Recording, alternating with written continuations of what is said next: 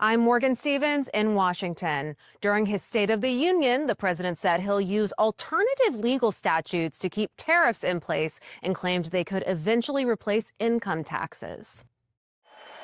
President Donald Trump says that tariffs, rejected by the Supreme Court last week, will continue. Will remain in place under fully approved and tested alternative legal statutes. And they have been tested for a long time.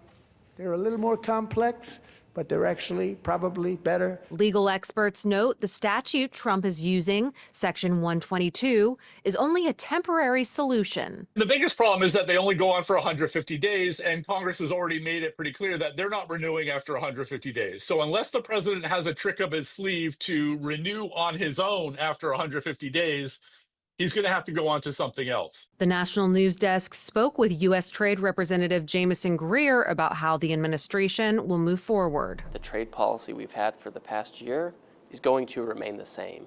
The Supreme Court came down and they said that there's one element of the president's tariff program where he couldn't use that particular legal authority. Congress has given several other legal authorities, and so we're just going to use those instead. Trump doubling down that tariff revenue will eventually be able to replace federal income taxes. I believe the tariffs paid for by foreign countries will, like in the past, substantially replace the modern-day system of income tax, taking a great financial burden off the people that I love.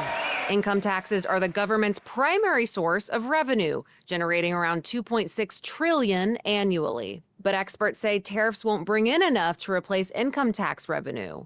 Trade expert Kimberly Clausing from the Peterson Institute for International Economics told us, this is not within the realm of possibility.